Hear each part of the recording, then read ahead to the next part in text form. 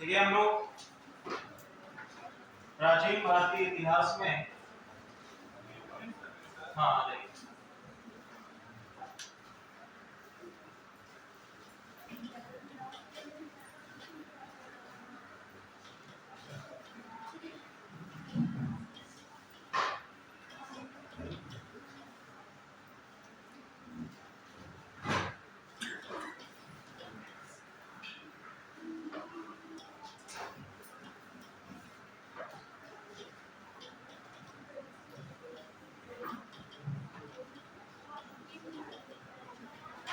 हम लोगों ने प्राचीन भारतीय इतिहास में महाजनपद काल के बाद मगध के उत्कर्ष के विषय में बात करी।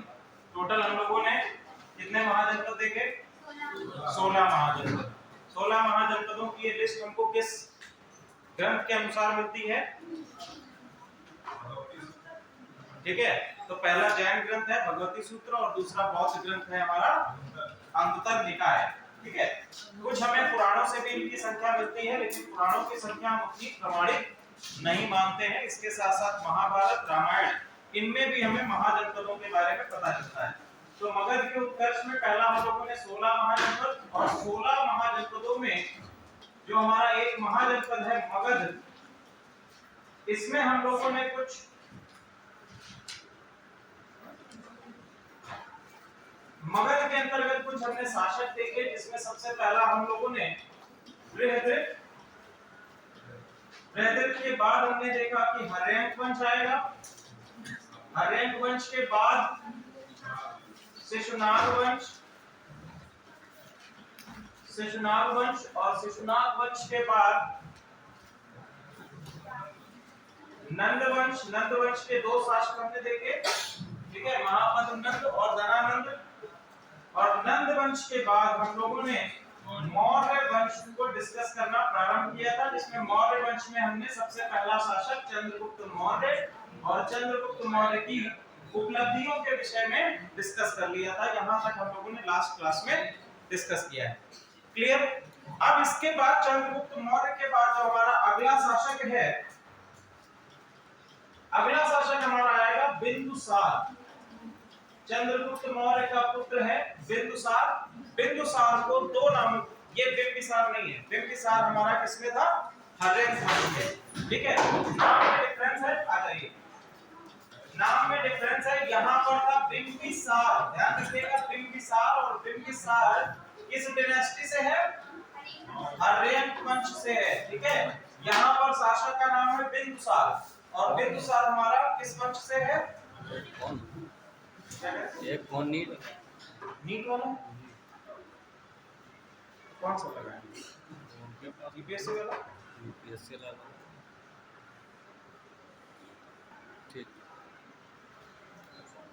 ठीक है, बिंदुसार। बिंदुसार को अमित्रघात, बिंदुसार को अमित्रघात और अमित्रचेट्स,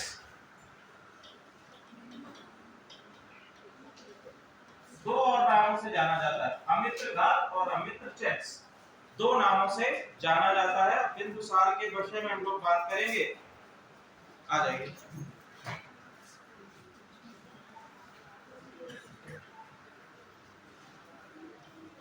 पहला, मौर्य वंश में बिंदुसार के समय में विदेशी संबंध और प्रगाढ़ हो जाते हैं। ठीक है, विदेशी संबंध इसके समय में और प्रगाढ़ हो जाते हैं। इसके विषय में जानकारी हमको कहां से प्राप्त होती है, सुनिए। तो सबसे पहला किन-किन देशों के साथ में हम इसके विदेशी संबंध है? पहला देखिए सीरिया के साथ में, सीरिया के साथ में। ठीक है, सीरिया का उस समय का शासक है एंटियोकस फर्स्ट। ठीक है, क्या है नाम उसका? Antiochus first. ठीक है, ये शासक है और इसके समय में एक राजदूत आता है, एक एम्बेसडर एंटियोकस फर्स्ट के द्वारा इसके शासन बिंदुसार के दरबार में भेजा जाता है एंटियोलकिड्स। नाम लिख लीजिए, एंटियोलकिड्स। एंटियोलकिड्स,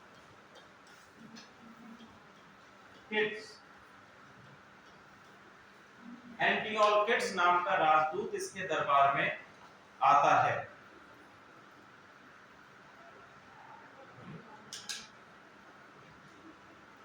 इसका एक और नाम लिख लीजिए, डायमेकस। एंटियोलकिड्स का डायमेकस।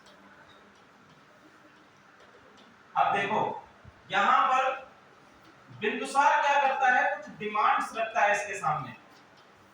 बिंदुसार कुछ डिमांड्स रखता है। कौन कौन सी डिमांड्स है बिंदुसार की? पहली डिमांड है अंजीर की। पहला ये क्या करता है कि आप हमें अंजीर दे दीजिए। दूसरी डिमांड ये क्या करता है, विदेशी मदिरा, विदेशी मदिरा। और तीसरी डिमांड इसने की कि एक फिलोसोफर या एक दार्शनिक हमारे दरबार में भेजा जाए। ठीक है, तो तीन डिमांड्स है, अंजीर है, विदेशी मदिरा है और दार्शनिक है। दो डिमांड्स एक्सेप्ट कर ली जाती हैं, अंजीर और विदेशी मदिरा की, लेकिन दार्शनिक की डिमांड को एक्सेप्ट नहीं किया जाता है। दार्शनिक यहाँ पर नहीं भेजा गया। क्लियर? तो दो डिमांड्स। तो इसके विषय में एक नोट लिख लीजिए। बिंदुसार के समय में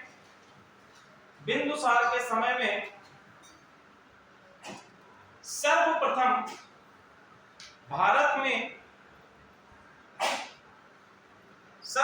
भारत में विदेशी मदिरा का आयात प्रारंभ हुआ। भारत में सर्वप्रथम विदेशी मदिरा का आयात प्रारंभ हुआ।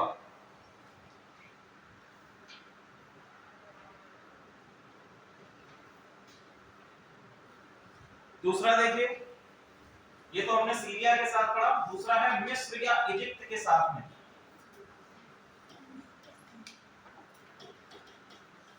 मिस्र या इजिप्ट के साथ में। इजिप्ट में है, शासक है हमारा Ptolemy second Philadelphus. Ptolemy second फिलाडेल्फियस।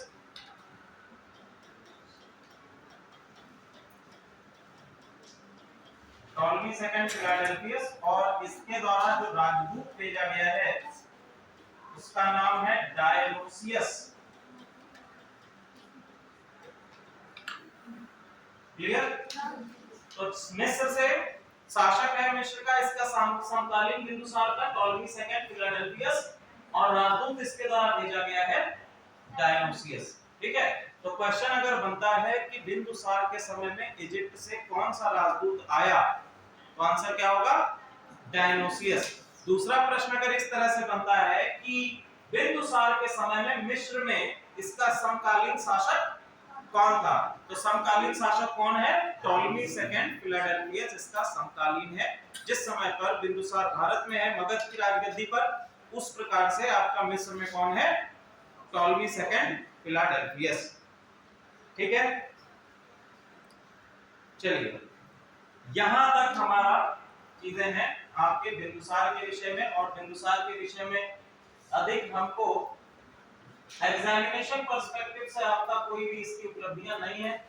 इसके समय में एक विद्रोह है तक्षशिला में, अमात्यों का विद्रोह।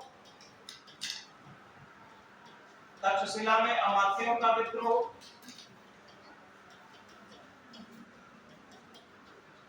अभी भी देखिए, अभी भी हम देखेंगे कि यहाँ पर आपके जो चाणक्य हैं या कौटिल्य हैं, ये इनके प्रधानमंत्री के तौर पर काम कर रहे हैं।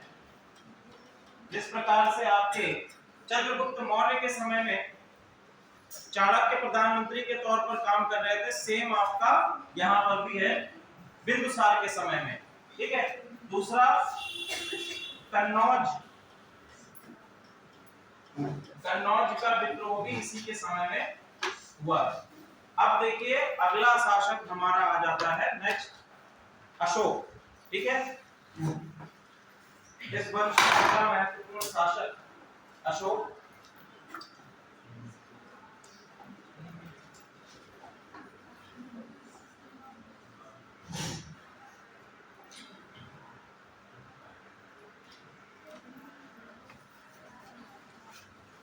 देखो अशोक के विषय में काफी सारी चीजें हैं कि अशोक जब राजगद्दी पर बैठा तो राजगद्दी पर बैठने के लिए उसने अपने 100 भाइयों की हत्या कर दी। यह किस ग्रंथ के अनुसार है? क्या कह रहे हैं?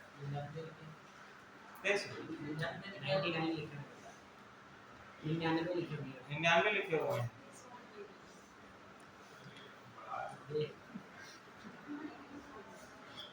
चलिए भैया, देखो ऐसा माना जाता है कि अशोक ने राजगद्दी को पाने के लिए अपने 100 भाइयों की हत्या की थी। कहीं कहीं पे आपको 99 मिलेगा, ठीक है, लेकिन ये बात गलत है, ठीक है। इसका भी मैं बताऊंगा कैसे गलत है, किस ग्रंथ के अनुसार गलत है, क्लियर है।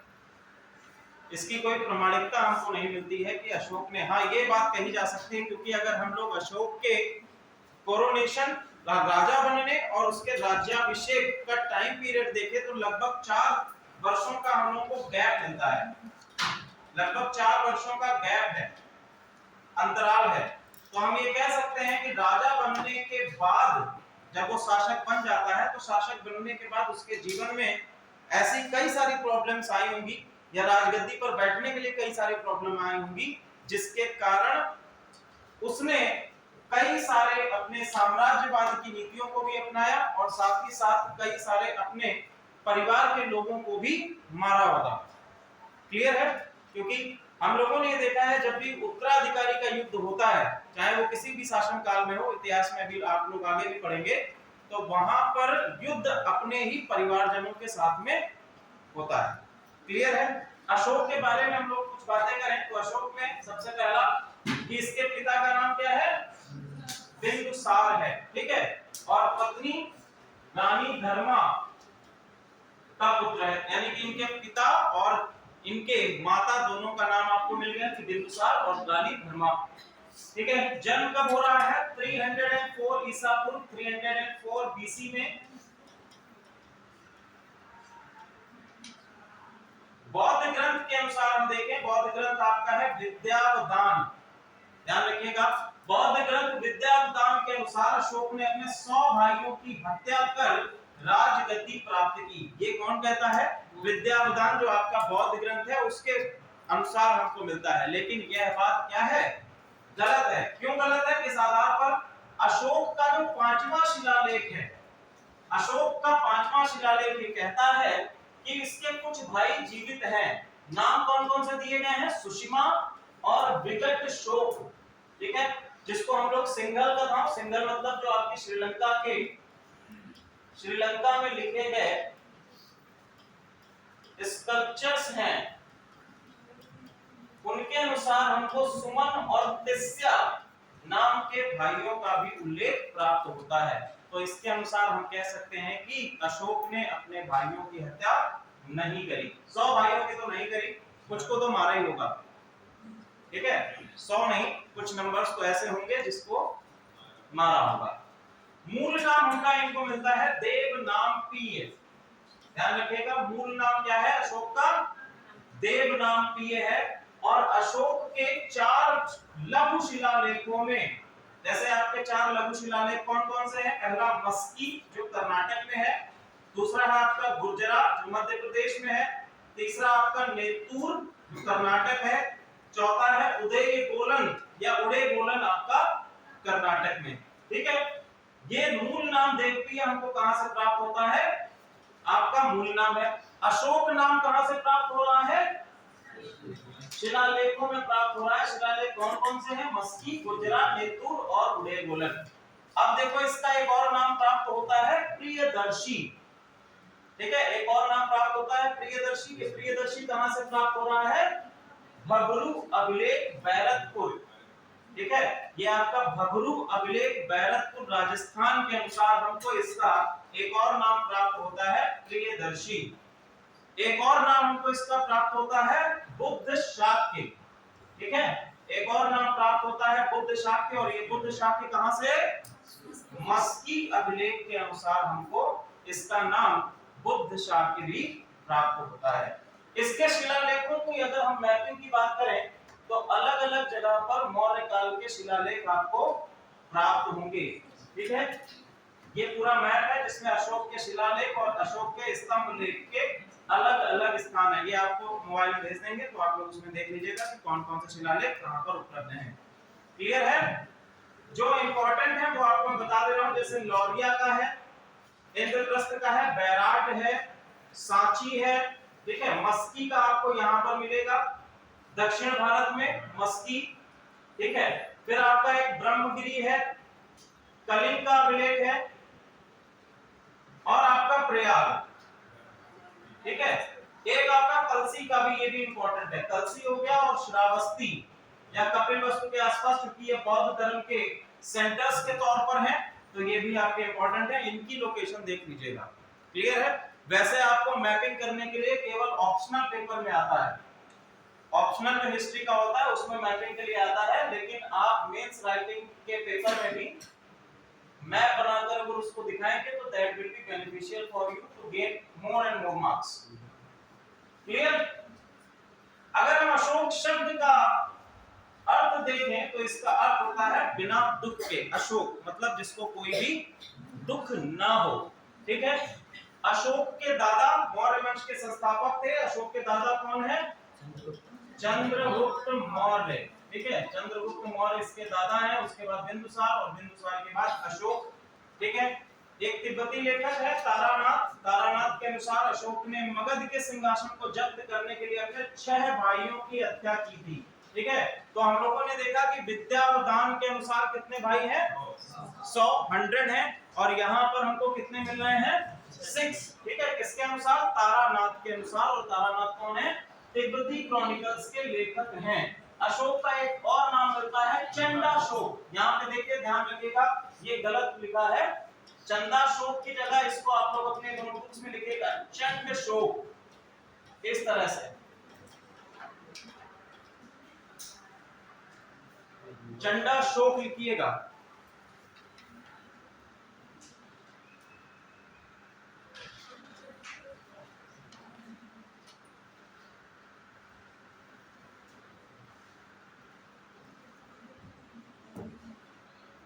अब मैं इसका कारण बताता हूं, इसका चंडाशोक नाम क्यों मिलता है।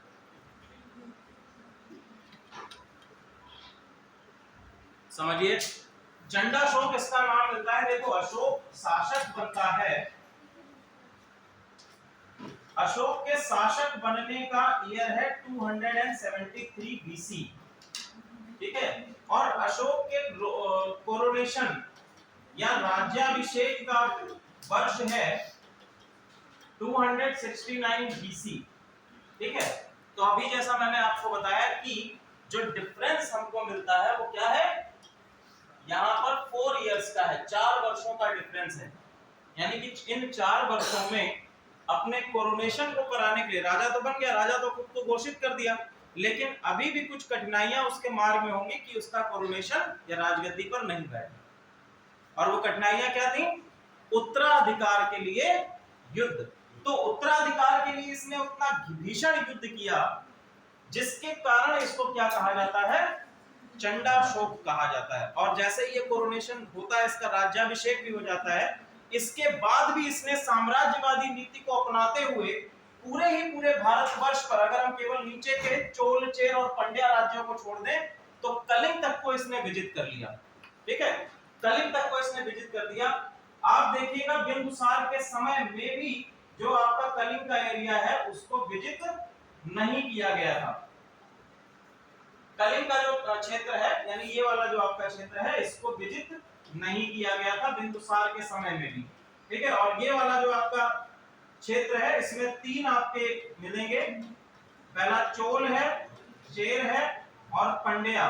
तो इनको भी विजित नहीं किया गया, इवन अशोक के टाइम पर भी इनको विजित नहीं किया गया। इनके साथ में हम कह सकते हैं कि हमारे मैत्री संबंध थे, या अशोक के जो मौर्यन एम्पायर है उसके मैत्री संबंध देखने को मिलते हैं।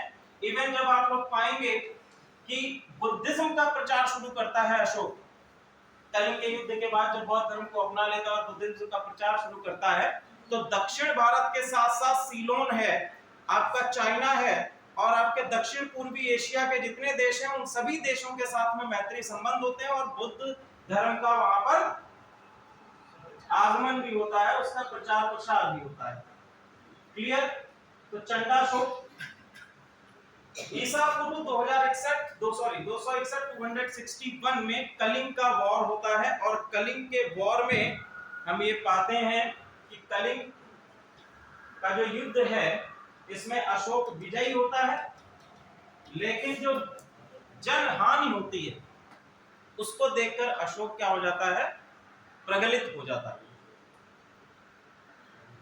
इसके बाद अशोक बौद्ध धर्म का अनुयायी बनता है और बौद्ध धर्म को अपना राजकीय धर्म भी बनाता है। ठीक है? प्रचार प्रसार के लिए जो आपके अनुयायी नियुक्त किए गए हैं उनका नाम क्या है? धर्म महापात्र।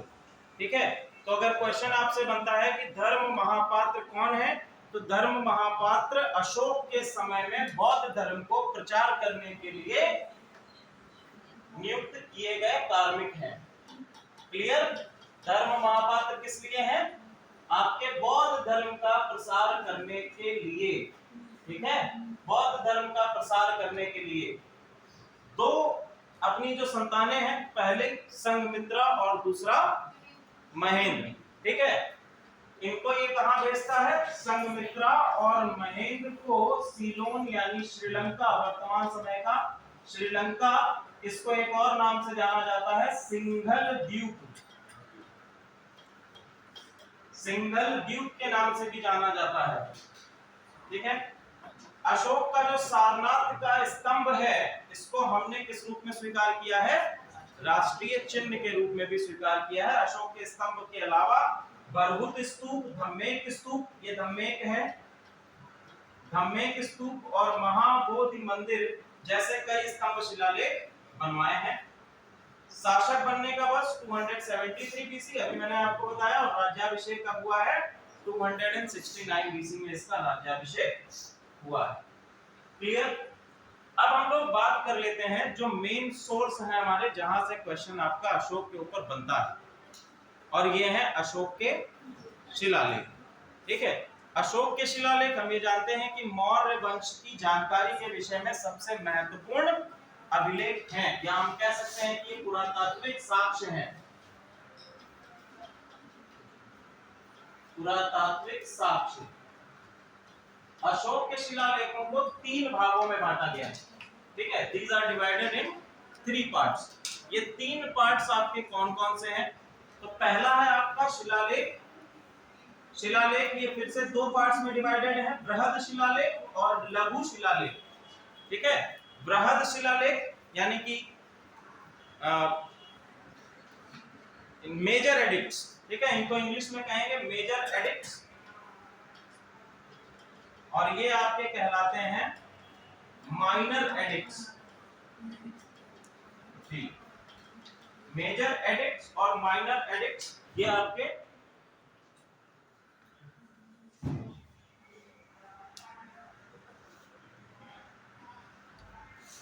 फिर लिखो मेजर एडिक्ट्स और माइनर एडिक्ट्स हो गया। इसके बाद आगे लिख लो स्तंभ लेख, पिलर एडिक्ट्स। स्तंभ लेख, पिलर एडिक्ट्स। तीसरा ताम्र लेख, ताम्र, कॉपर, कॉपर प्लेट एडिक्ट्स, ताम्र लेख।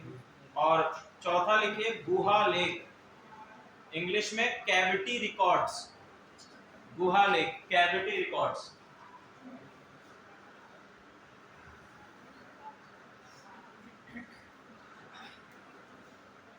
बृहद शिलालेखों की भाषा, बृहद शिलालेखों की भाषा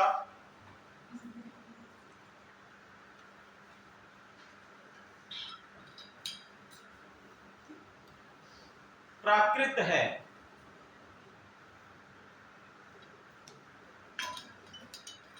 बृहद शिलालेखों की भाषा प्राकृत है तथा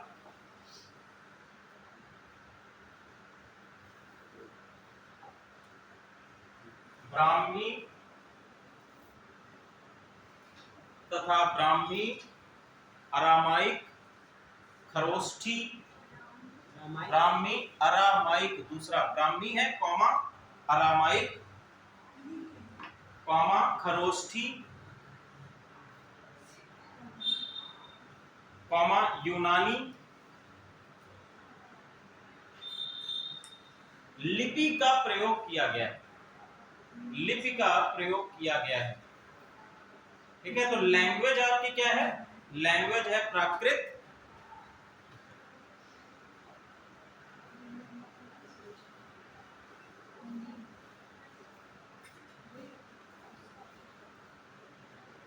ठीक है, तो हमने बताया कि 3 भाग हैं आपके शिलालेख हैं। शिलालेखों को बृहद शिलालेख और लघु शिलालेख 2 भागों में बांटा गया है। दूसरा है आपका स्तंभ लेख, गुहा लेख, चौथा इसमें एक रह गया है ताम्र लेख।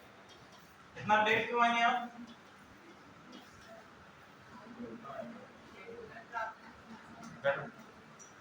ध्यान रखिए टाइमिंग्स का। चौथा आपका है ताम्र लेख। क्लियर? अब देखो अशोक की शिलालेखों की खोज, सबसे पहला जो अशोक का शिलालेख है ये किसने खोजा है? पद्रेटी पैंथेलर। पद्रेटी पैंथेलर। पैंथेलर में 1715 से 15 में इसको सर्च किया है और सबसे पहली सफलता पढ़ने की कब मिली है? 1837 में जेम्स प्रिंसेप के द्वारा, 1837 में जेम्स प्रिंसेप के द्वारा इसको पढ़ने में सफलता हमको सबसे पहले प्राप्त हुई है। क्लियर है यहां तक? आगे देखिए, शिलालेखों की अगर भाषाओं की हम बात करें तो भाषा क्या है? प्राकृत है। ठीक है, प्राकृत है। और इसको लिखने के लिए जिन लिपियों का प्रयोग किया गया है वो लिपियां आपकी कौन सी हैं? ब्राह्मी, अरामाइक, खरोष्ठी और यूनानी, 4 लिपियों का प्रयोग किया गया है। जिस प्रकार से हम अपनी हिंदी को लिखने के लिए किस भाषा का प्रयोग करते हैं? देवनागरी, सॉरी लिपि का प्रयोग करते हैं, देवनागरी लिपि का प्रयोग करते हैं। व्हाट्सएप में चैट करने के लिए, हिंदी लिखने के लिए हम लोग किस लिपि का प्रयोग करते हैं? रोमन लिपि का प्रयोग करते हैं। ठीक है, तो उसी प्रकार से भाषा तो आपकी प्राकृत रहेगी लेकिन लिपियां लिखने की अलग अलग हो जाएंगी। क्लियर है?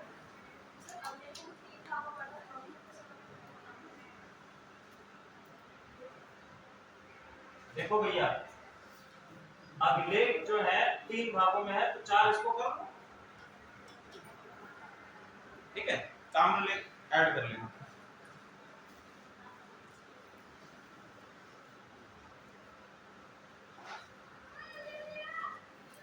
अब इसको नोट बना के लिख लो कि दुभाषिया अभिलेख। देखो ज्यादातर अभिलेख जो हमको प्राप्त मिलते हैं वो आपके सिंगल लैंग्वेज में है, एक लैंग्वेज में है, लेकिन आपका एक लैंग्वेज ऐसा है जो दुभाषिया है, यानी ये क्या है? बाइलिंगुअल है। बाइलिंगुअल है। ठीक है, ये कहां से हमको प्राप्त हुआ है? शरीकुन कंधार में इसको हमने प्राप्त किया है। इसमें भाषा कौन सी है? पहली भाषा है यूनानी भाषा जिसको यूनानी लिपि में लिखा गया है और दूसरी है आपकी प्राकृत भाषा जिसको अरामाइक लिपि में लिखा गया है। फिर आप देखिए शाहबाज गढ़ी का अभिलेख खरोष्ठी लिपि में है, मानसेहारा का अभिलेख अरामाइक लिपि में है, लंगमान जो आपका काबुल में है ये यूनानी लिपि में है। ध्यान रखिएगा इस चीज को, जितने भी आपके पश्चिमोत्तर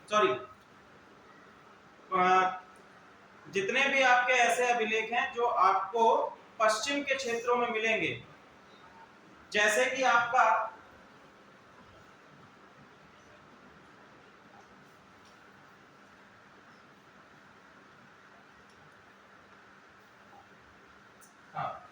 जैसे कि आपका ये वाला जो रीजन है, ठीक है, ये वाला जो रीजन है जिसमें आपका अफगानिस्तान हो गया, काबुल है, कंधार है, ये वेस्टर्न फ्रंटियर जो है, नॉर्थ वेस्टर्न फ्रंटियर जो है, यहाँ पर जितने हमको अशोक के शिलालेख मिलते हैं इनकी भाषा क्या है? इनकी भाषा मेजर तौर पर क्या है?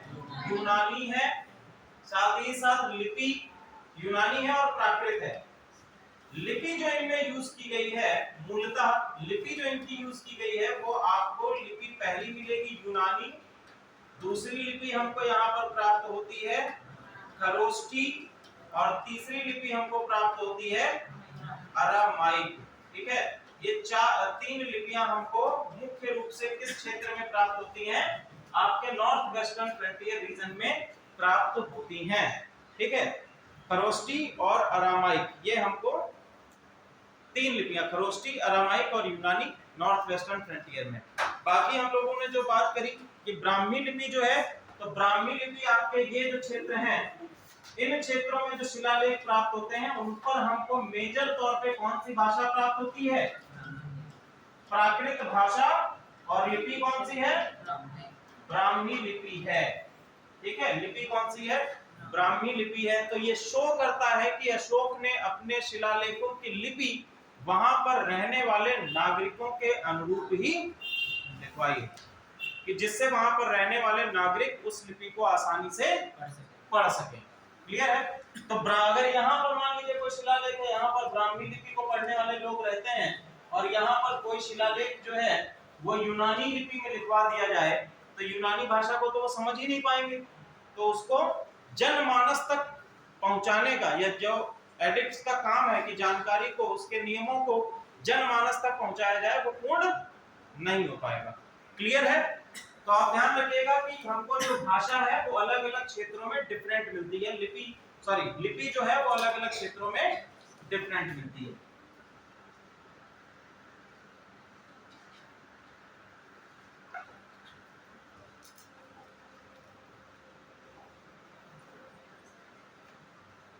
हम लोग बात करेंगे अशोक के स्तंभ लेखों की। ठीक है, अशोक के स्तंभ लेख टोटल अगर नंबर्स की बात करें कितने हैं, तो अशोक के स्तंभ लेख कितने हैं? 7 हैं। ठीक है, 7 टोटल हमको 7 इसके स्तंभ लेख मिलते हैं और इनकी लिपि ब्राह्मी लिपि में है और यह 6 अलग अलग स्थानों से प्राप्त हुए हैं। ठीक है, 7 है इनकी संख्या और स्थान कितने हैं? 6। कौन कौन से स्थान है उनको देख लीजिए। पहला है प्रयाग का स्तंभ लेख। ठीक है, प्रयाग स्तंभ लेख। प्रयाग स्तंभ लेख सर्वप्रथम पहले मूल रूप से कहां पर स्थित था? कौशांबी में। मूल रूप से ये कहां पर स्थित है? कौशांबी में स्थित है। फिर इसको अकबर ने इलाहाबाद किले में स्थापित करवाया था। ठीक है, और वर्तमान समय में ये प्रयाग स्तंभ लेख कहलाता है। यहां तक चीजें क्लियर है आप लोगों को? प्रयाग स्तंभ लेख पहले कहां पर था? कौशांबी में। विस्थापित किसने कराया? अकबर ने। वापस से कहां? इलाहाबाद के किले में। फिर है दिल्ली टोपरा। ठीक है, दिल्ली टोपरा इसलिए कहा जाता है, मूल रूप से ये टोपरा में था, दिल्ली के समीपवर्ती इलाका है और वहां से इसको तुगलक जो है, फिरोज शाह तुगलक, ये कहां लाया? दिल्ली लेकर आया। क्लियर? फिर है दिल्ली मेरठ। ये भी मूल रूप से आपका मेरठ में अवस्थित था और बाद में इसको मेरठ से दिल्ली लाया गया। किसके द्वारा? फिरोज शाह तुगलक के द्वारा लाया गया। इसीलिए इसको मिलाकर क्या कहा जाता है? दिल्ली मेरठ स्तंभ लेख। फिर आपका रामपुरवा स्तंभ लेख। यह स्तंभ लेख चंपारण बिहार में है। इसकी खोज 1872 में कार्लाइल ने की थी। ठीक है, रामपुरवा स्तंभ लेख ये कहां पर है? चंपारण बिहार में स्थित है। 1872 में इसको खोजा गया था। फिर है लौरिया अरेराज का स्तंभ लेख। ये भी आपका चंपारण बिहार में है। क्लियर? फिर है लौरिया नंदनगढ़ स्तंभ लेख। ये भी आपका चंपारण बिहार पर स्थित है और इस स्तंभ में मोर की आकृति अंकित है। ठीक है, इस स्तंभ में क्या है? मोर की आकृति अंकित है। क्लियर है? यहां तक कोई डाउट? चलिए आगे बढ़ते हैं। ये देखिए, ये आपके उदाहरण है कुछ स्तंभ लेखों के। ठीक है, स्तंभ मतलब एक पिलर है और उस पिलर पे लेख लिखे गए हैं। लेख क्या है? अशोक के द्वारा समाज को व्यवस्थित रूप से चलाने के लिए कुछ नियम, कुछ कायदे, कुछ कानून या फिर जनमानस के लिए जो सूचनाएं हैं वो आपको स्तंभ लेखों पर मिलेंगी। क्लियर है? तो इन पर इसको उत्कीर्णन किया जाता है, यही आपके स्तंभ लेख कहलाते हैं। देखिए आप अंतर भी समझ लीजिए। एक हमने कहा शिलालेख। शिलालेख, शिलालेख क्या होते हैं? कोई एक पत्थर की ऐसे प्लेट है, ठीक है, जैसे आप लोग अभी देखते होंगे कहीं आपके आसपास कोई नई सड़क बनती है, तो उस सड़क के बनने के आपका जो शुरुआती जहाँ पर शुरुआत होती है, तो वहाँ पर एक लेख लिखवा दिया जाता है। तो उसके इस सड़क का निर्माण इन के घर से इन के घर तक कराया गया और इसका उद्घाटन श्री श्री श्री फला फला व्यक्ति ने किया, इतने दिनांक को किया, ठीक है, कर कमलों के द्वारा किया गया। तो तमाम तरीके की चीजें निकालते हैं, तो उसको हम लोग कहते हैं शिलालेख। ये एक शिला पर आपका लिखवा दिया गया। फिर हमने कहा कि एक है आपका स्तंभ लेख, पिलर एडिक्ट्स, स्तंभ लेख। तो स्तंभ लेख क्या है? एक आपका पिलर है और उस पिलर के चारों ओर जितनी भी हमको जानकारियां प्राप्त होती, लेख लिखवाए जाते हैं, तो उनको स्तंभ लेख कह दिया गया। क्लियर? अब उसी तरह से ताम्र लेख हो जाएगा कि ताम्र की प्लेटें, जो आपके तांबे की प्लेटें हैं, उस पर किसी प्रकार से उत्कीर्णन कराया गया, तो वो ताम्र लेख हो गया। क्लियर है यहां तक? चलिए अब हम लोग बात करते हैं अशोक के 14 जो आपके बृहद शिलालेख हैं। यहाँ पर देखिए थोड़ा सा लिखा हुआ है गलत, जो 14 शिलालेख हैं इसमें इस तरह से लिखिएगा, शिलालेख आपके 14 नहीं है, शिलालेखों में जो लेख लिखवाए गए हैं उनकी संख्या 14 है। क्लियर? देखो जैसे मान लीजिए आपके शिला है, इस पर जो लेख लिखे हैं तो number 1, number 2, number 3, number 4, number 5, तो इस तरह से आपका क्या मिलेंगे, टोटल हमको 14 लेख मिलेंगे। ठीक है? अब ये शिलालेख जो है वो अलग अलग स्थानों से प्राप्त हुए हैं। कौन कौन से स्थान है जो महत्वपूर्ण है, आपके एग्जामिनेशन में पूछे जा सकते हैं? पहला है आपका कालसी, शाहबाजगढ़ी, इनकी लोकेशन जो मैप हम लोग भेजेंगे उसमें आप लोग देख लीजिएगा। कालसी, शाहबाजगढ़ी, मानसेहारा, सोपारा, धौली, जोगड़, गिरनार, येराबुरी। ठीक है? अब जो हमारे पास एक्सेप्शनल केसेस हैं, ठीक है, हमारे पास जो एक्सेप्शनल केसेस हैं वो आपका है धौली और दूसरा है आपका जौगड़। ठीक है? तो जौगड़ और धौली का जो शिलालेख है उसमें 11वें, 12वें और 13वें शिलालेख उत्कीर्ण नहीं किए गए हैं। यानी कि जो ये आपके नंबर्स हैं इसमें 11, 12 और 13 ये आपको लेख नहीं मिलेंगे। किसमें नहीं मिलेंगे? जो धौली और जौगड़ के शिलालेख में। क्लियर है? तो धौली और जौगड़ के शिलालेख में 11वां, 12वां और 13वां लेख नहीं। क्लियर है? तो अगर क्वेश्चन बनता है कि किस शिलालेख में 11वां, 12वां और 13वां लेख नहीं उत्कीर्ण है, तो आपका आंसर होगा धौली और जौगड़ के अभिलेख में आपका 11वां, 12वां, 13वां लेख उत्कीर्ण नहीं। क्लियर है यहां तक? चलिए अब हम लोग ये देखते हैं कि अलग अलग लेखों में अशोक के द्वारा क्या बातें कही गई हैं, इनसे रिलेटेड आपसे क्वेश्चन ही बनते हैं। क्या नहीं लिखा? अभी जो आपने अशोक के 14 बृहद शिलालेख बना रहे थे उसमें का छूट गया सर, थोड़ा स्पीड कम कर दीजिए सर, हम लोग जल्दी लिख ही नहीं पा रहे हैं। ग्रुप में ऐड हो? ऐड हो? फोन लाइव हो? फोन खोलो।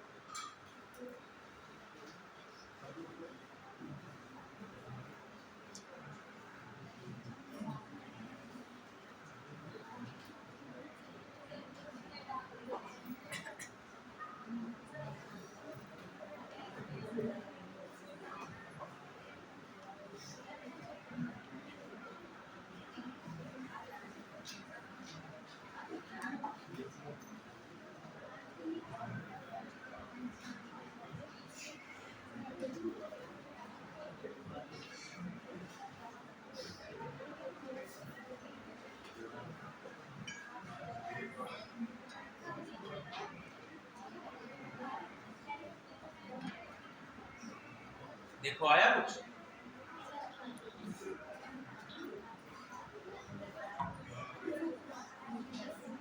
इसमें मॉडर्न डिनेस्टी वाला पीडीएफ खोल लीजिए। ठीक है? मॉडर्न डिनेस्टी का पीरियड, चलो बाद में खोलती रहना आराम से, हम लोग आगे बढ़ते हैं। तो भैया देखो हम कहेंगे कि जो आपके शिलालेख हैं शिलालेख में जो हमें 14 लेख मिलते हैं, उन 14 लेखों में अलग अलग लेखों में क्या बातें कही गई हैं। ठीक है, ध्यान से समझिएगा। ऐसे क्वेश्चन आपके बनते हैं एग्जामिनेशन में, पूछ लेता है डायरेक्टली कि अशोक के शिलालेखों के 13वें लेख में क्या बात कही गई है, या 13वें लेख में क्या कहा गया, दूसरे लेख में क्या कहा गया। ठीक है, तो समझिए 14 लेखों में जो पहला लेख है इसमें क्या कहा गया है, पशु बलि की निंदा की गई है। पशु बलि की निंदा की गई है और दो आपके जानवर प्रमुख हैं जिनको न मारने हेतु कहा गया है। पहला है हिरण और दूसरा है मोर। क्लियर। दूसरा लेख जो है आपका, उसमें मनुष्यों और पशुओं दोनों की चिकित्सा व्यवस्था का उल्लेख। इट मींस दैट कि वहां पर आपके अशोक के समय में चिकित्सीय सुविधाएं या चिकित्सालय भी उपलब्ध हैं। वो भी आपके ह्यूमंस के भी हैं और आपके जानवरों के भी हैं, वेटरनरी हॉस्पिटल्स भी हैं।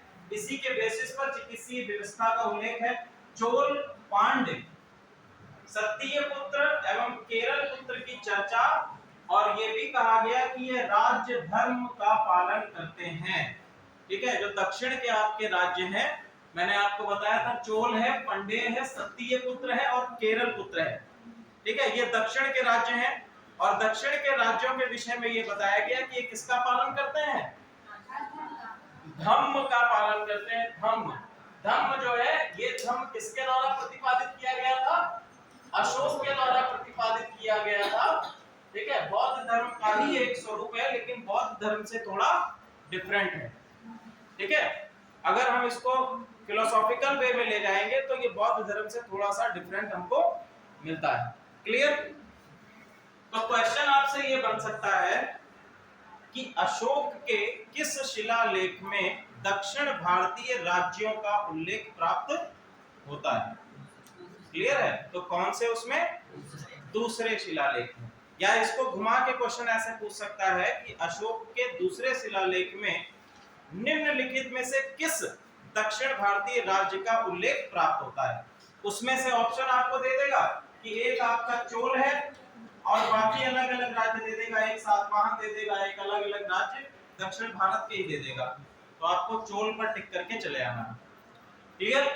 अब देखो जो अशोक का तीसरा लेख है, इसमें राजकीय अधिकारियों को हर 5वें वर्ष दौरा करने का आदेश। राजकीय अधिकारी हर 5वें वर्ष दौरा करेंगे और ये धर्म के प्रचार प्रसार तथा प्रशासन हेतु कार्य करेंगे। चौथा जो है वो धम्म घोष की घोषणा है। ठीक है, चौथा जो है वो आपका धम्म घोष की घोषणा, और ये कहता है भेरी घोष। भेरी घोष यानी कि सुबह की जो प्रार्थना है वो भेरी घोष अब किसमें बदल गया है, धम्म घोष में बदल गया है। पांचवा लेख कहता है धम्म महामात्रों की नियुक्ति के विषय में। दूसरा, स्त्री धम्म महामात्य को इति झाखा कहा गया है। समझ में आया। महामात्यों की नियुक्ति की गई और महामात्यों की नियुक्ति में जो स्त्री महामात्य हैं उनको एक नाम दिया गया है। क्या नाम दिया गया है, इति झाखा। ठीक है, इति झाखा क्या है, ये स्त्री महामात्य है। क्लियर है यहां तक। अगला छठा जो आपका लेख है, इसमें प्रतिवेदक की चर्चा है। निर्देश, मैं कहीं भी रहूं प्रजा के साथ उचित न्याय एवं व्यवहार किया जाता रहेगा। राजा के द्वारा ये आदेश दिया गया। इट मींस दैट कि राजा अगर नहीं भी है तब भी उसकी प्रजा पर उसी प्रकार का व्यवहार किया जाएगा, जो सेम न्यायिक व्यवस्था है उसी के अनुसार व्यवहार किया जाएगा। इट मींस दैट कि यहाँ पर समानता भी है और प्रजा के प्रति प्रेम भी है राजा का। फिर हम लोग सातवां लेख लिखते हैं, सभी संप्रदायों के लिए सहिष्णुता का उल्लेख, कि जितने भी इसके समय में शासन काल में संप्रदाय हैं डिफरेंट डिफरेंट, उनको सभी समान रूप से देखा जाएगा। ठीक है। नेक्स्ट आठवां है अशोक की धर्म यात्राओं का उल्लेख है। अशोक ने धर्म जो यात्रा की है यानी बौद्ध धर्म के लिए जो यात्राएं की हैं उनका उल्लेख मिलता है। अशोक ने अपने राजा बनने के 8वें वर्ष में पहली यात्रा बोध गया, 10वें वर्ष में लुम्बिनी की और 12वें वर्ष में निगाली सागर की यात्रा, यानी टोटल 3 यात्राओं का उल्लेख हमको प्राप्त होता है। बोध गया 8वें वर्ष में, 10वें वर्ष में लुम्बिनी और 12वें वर्ष में निगाली सागर। क्लियर। 9वां जो है ये आपका कर्म कांडों की निंदा के विषय में है, जो वैदिक कर्म कांड है उनकी निंदा के विषय में। 10वां है धम्म नीति की श्रेष्ठता। 11वां धम्म नीति की व्याख्या।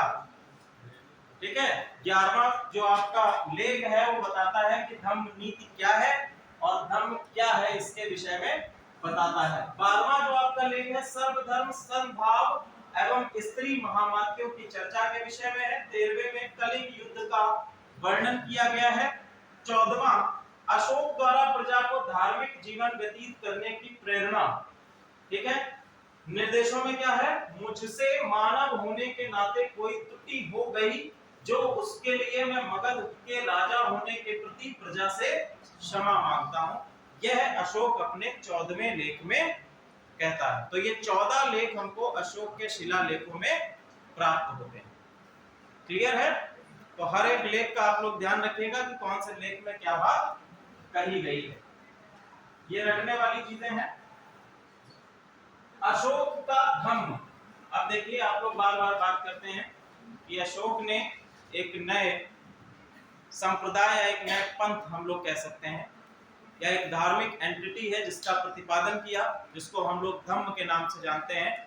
और इसकी टीचिंग्स, बुद्धा की टीचिंग्स, साथ ही साथ बौद्ध धर्म की टीचिंग्स पर आधारित है।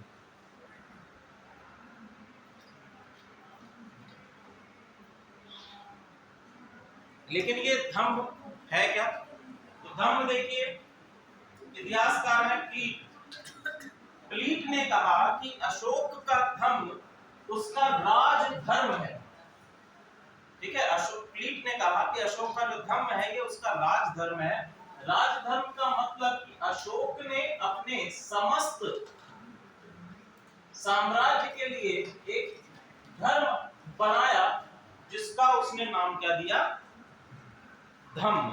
ठीक है, दूसरे जो आपके इतिहासकार हैं रोमिला थापर, वर्ल्ड हिस्ट्री में इनका बहुत बड़ा नाम है रोमिला थापर का। इन्होंने कहा कि अशोक की अपनी एक निजी कल्पना है जिसके द्वारा वह प्रशासन को संचालित करना चाहता था। ठीक है, हमने ये बात देखी कि मौर्य शासन काल तक आते आते भारत में सांस्कृतिक बदलावों के साथ साथ कई सारे संप्रदायों का भी सृजन हो चुका था, जिसमें कि सबसे पहला आपका था हिंदू संप्रदाय, और हिंदू संप्रदाय के बाद हमको एक और संप्रदाय निकला आपका जैन, फिर आपका बौद्ध। ठीक है, इतने सारे संप्रदाय अभी तक हमारे भारत में आ चुके थे। अब इन संप्रदायों को बिना किसी क्लैश के, हमने ये देखा कि आपके जैन और बौद्ध जो हैं, इन संप्रदायों का उद्भव क्यों हुआ, इसके पीछे कारण क्या थे। अगर ये प्रश्न बने कि अभी हम उस पर भी आएंगे कि जैन धर्म और बौद्ध धर्म के उत्पत्ति के पीछे क्या रीजंस थे, आप बताइए जी।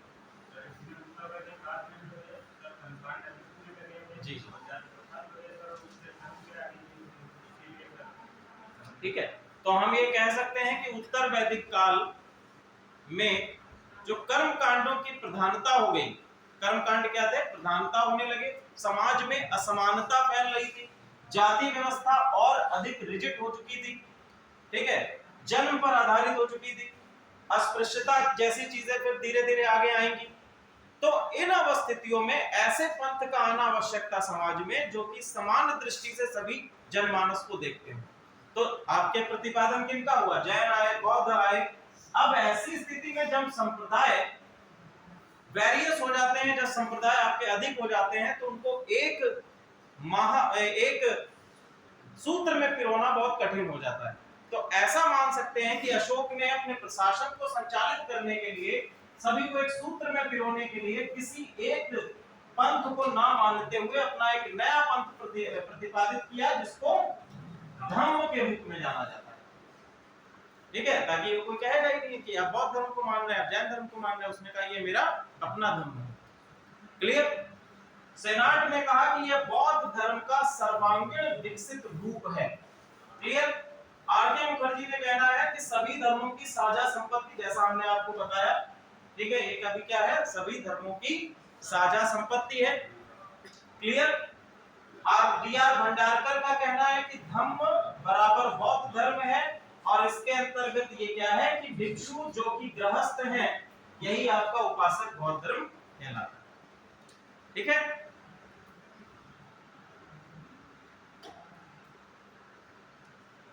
दूसरा हम देखें कि अशोक ने अपने एडिक्ट्स में धम्म के विषय में क्या कहा। तो आपका जो दूसरा एडिक्ट है, द्वितीय स्तंभ अभिलेख है, इसमें कहा गया है, अशोक पूछता है कियम चु धम्मे, इसका अर्थ है धम्म क्या है, कियम चु धम्मे। और अशोक इसका जवाब भी देता है। अशोक कहता है अपा सिनवे बहुतयाने दयादाने सचे सोचे माधवे साधवे चा धम्मे।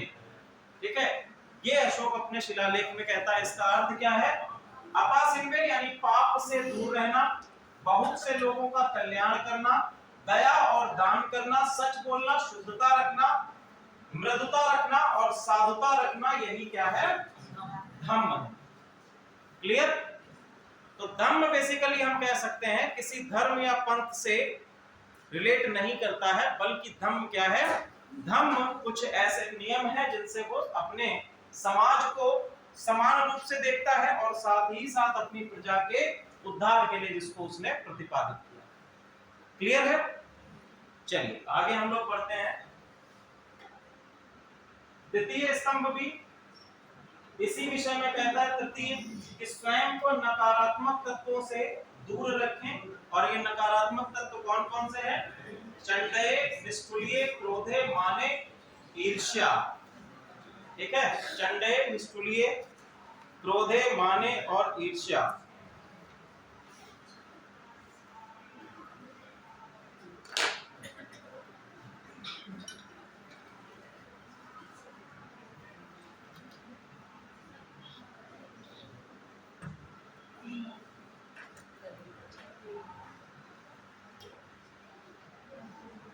हम लोग बात करेंगे मौर्यकालीन कला और स्थापत्य के विषय में, आर्ट और आर्किटेक्चर जो आपका मौर्य वंश का है।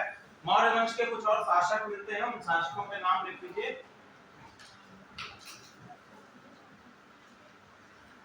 ठीक है, नाम तो आप लोगों को पीडीएफ में मिल ही जाएंगे, चाहे आप उसको नोट्स में लिख लीजिएगा या एज इट इज पीडीएफ अपने पास सेव करके रखें। नोट्स में लिख लेंगे तो आपके लिए बेहतर है, पीडीएफ कहीं खो जाएगी, मोबाइल चेंज कर दिया तो दूसरे मोबाइल में आएगी नहीं आएगी पता नहीं चलेगा। क्यों शिवानंद जी। चलो, पहला शासक हमने देखा चंद्रगुप्त मौर्य, 322 से 298 ईसा पूर्व तक 25 वर्षों का शासन। दूसरा है आपका बिंदुसार, 298 टू 269। तीसरा है अशोक, 269 टू 232। कुणाल, इसके बाद आपको शासक मिलता। देखिए चंद्रगुप्त मौर्य, बिंदुसार और अशोक तक आपका जो शासन काल है ये आपके सशक्त शासक हैं, जबकि इनके बाद के जो शासक हैं वो आपके सशक्त शासक नहीं कहलाएंगे। मौर्य काल के बाद आप देखेंगे कि एक और वंश आता है शुंग वंश, लेकिन शुंग वंश आता है, फिर कर्ण वंश भी आता है, लेकिन इसी समय पर बाहरी आक्रमण भी भारत में होते हैं। क्लियर है। तो अब अगला शासक है कुणाल, फिर दशरथ, संप्रति, शालीशुक, देववर्मन, सतधन्वन और बृहद्रथ जो है ये मौर्य वंश का अंतिम शासक माना जाता है। क्लियर है। चलिए अब हम लोग आ जाते हैं मौर्य वंश के स्थापत्य और कला पर।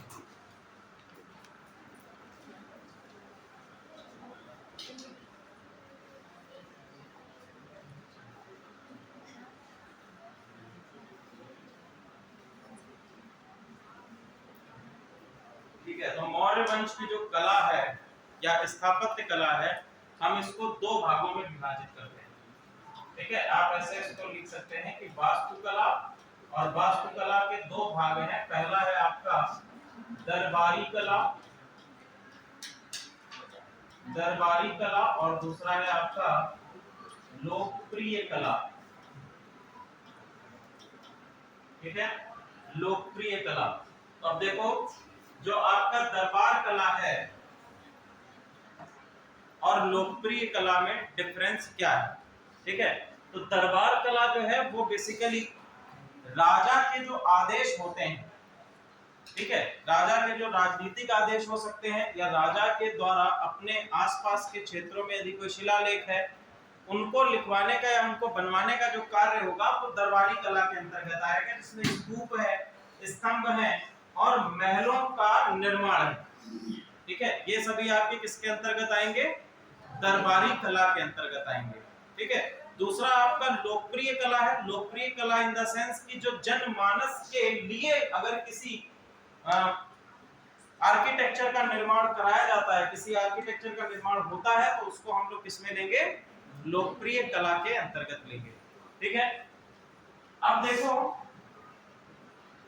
सबसे पहले अगर हम बात करें महल, तो महलों में ग्रीक इतिहासकार मेगास्थनीज ने मौर्य साम्राज्य के महलों को मानव जाति की सबसे बड़ी कृतियों में एक बताया है। ठीक है, हम ये जानते हैं कि मेगास्थनीज मौर्य साम्राज्य के समय भारत आया। ठीक है, ये कहां से आया था, ग्रीक से आया है, और इसने मेगास्थनीज ने बुक कौन सी लिखी है, इंडिका नामक बुक लिखी है, जिसमें अपने ट्रैवल अकाउंट्स को इसमें बताया है। फिर चीनी यात्री फाहियान ने मौर्य महलों को ईश्वर प्रदत्त स्मारक कहा है। इट मींस दैट ये दोनों ही मौर्य साम्राज्य के महलों को सबसे बेहतर बताते हैं। इसका मतलब कह सकते हैं हम कि इस समय पर महलों की जो आर्किटेक्चर है वो सबसे बेस्ट है। इनके महलों पर हमें फारसी प्रभाव भी देखने को मिलता है, या इनकी वास्तुकला में फारसी प्रभाव भी मिलता है। चंद्रगुप्त मौर्य का महल ईरान के परसेपोलिस में अकेमेनिड महलों से प्रेरित था, ऐसा कहा जाता है। ठीक है, तो परसेपोलिस में जो महल बना है उससे यह प्रेरित है। इट मींस दैट कि इसका फारसी प्रभाव भी हमको मिलता है। एक आर्किटेक्चर में एक मिश्रण मिलता है, फारसी मिश्रण। इसको हम लोग आगे समझेंगे कैसे, किन किन सामग्रियों से ये प्रयुक्त है। इसमें लकड़ी मौर्य साम्राज्य के दौरान उपयोग की जाने वाली प्रमुख निर्माण सामग्री है। पाटलिपुत्र में मौर्य साम्राज्य की राजधानी, यहाँ पर जो आर्किटेक्चर देखने को मिलेगा, कुम्हरार में अशोक का महल और चंद्रगुप्त मौर्य का महल, ये आपके कुछ आर्किटेक्चरल एग्जांपल्स हैं। स्तंभों में हम देखें तो अशोक के स्तंभ किस पत्थर से बने हैं, चुनार बलुआ पत्थर से इनको बनाया गया है।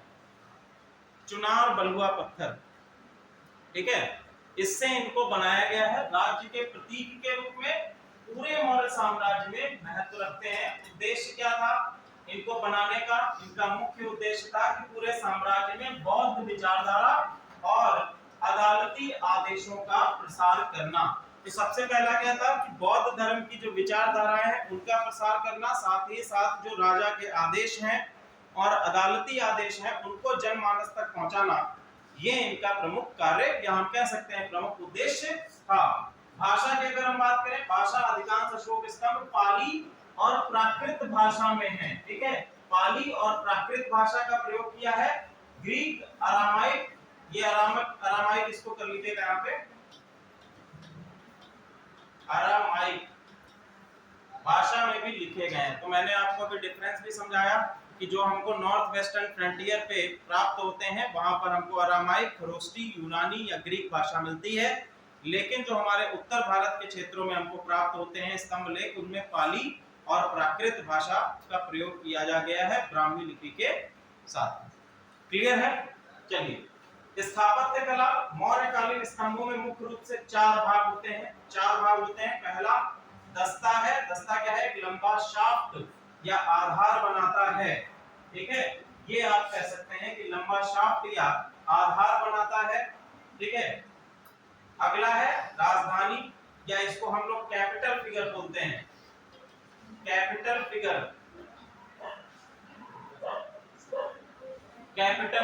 ठीक है, तो कैपिटल फिगर आपका कहां पर आ जाएगा, ये आ जाएगा। ठीक है, शाफ्ट के शीर्ष पर राजधानी होती है जो या तो कमल के आकार की या घंटी के आकार की होती है। फिर आएगा आपका अबेकस, राजधानी के ऊपर एक गोलाकार या आयताकार आधार होता था जिसे अबेकस कहा जाता है। ठीक है, तो ये जो आपका गोलाकार या आयताकार आधार प्राप्त हो रहा है,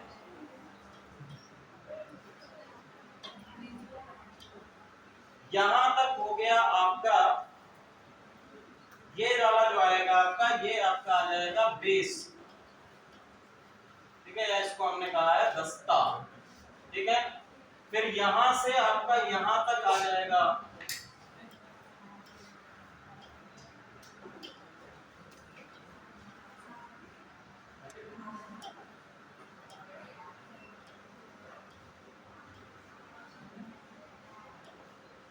ये आपका आ जाएगा कैपिटल। इसके बाद जो राउंड स्ट्रक्चर आप देख रहे हैं जिसमें चक्र बने होते हैं, आप लोगों ने स्तंभ लेख में देखा भी होगा कहीं पर, तो उसमें चक्र बने होते हैं और ये राउंड होता है, चारों ओर घुमा हुआ, इसको हम लोग कहते हैं अबेकस, ठीक है, अबेकस बोलते हैं। ये आपका इसके जस्ट ऊपर आएगा, इसको कहेंगे अबेकस, ठीक है। और अबेकस के ऊपर आपका कुंजी चित्र आता है, ठीक है, कुंजी चित्र, या हम कह सकते हैं इसमें किसी जानवर अथवा ऐसे व्यक्ति का चित्र रहेगा। मुख्य रूप से इसमें शेर, बाघ, इनका चित्र हमको प्राप्त होता है, ठीक है। मुख्य रूप से आपके शेर हो गए, बाघ हो गया, हाथी हो गया, बैल है, इनके चित्र हमको यहाँ पर प्राप्त होते हैं। क्लियर है? तो ये आपका एक स्तंभ लेख आपको मिल जाता है, अशोक के जो स्तंभ लेख प्राप्त होते हैं। क्लियर है? इसके 4 पार्ट्स हैं, पहला बेस, कैपिटल, अबेकस और अंत में आपका कुंजी चित्र।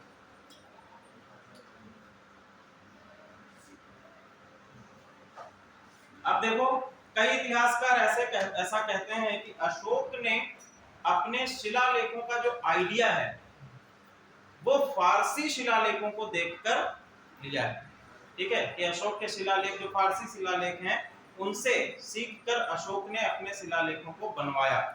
तो कुछ हमको समानताएं मिलती हैं फारसी स्तंभों के साथ में। पहला समानता क्या है कि पॉलिश किए गए पत्थर और रूपांकन दोनों ही जगह पर सेम मिलता है, दोनों पॉलिश किए गए पत्थरों का इस्तेमाल किया गया है और इनमें कमल जैसे कुछ सामान्य मूर्तिकला रूपांकन है, यानी कि वहां पर भी हमको कमल प्राप्त होता है और यहाँ पर भी हमको कमल का चित्रण प्राप्त होता है।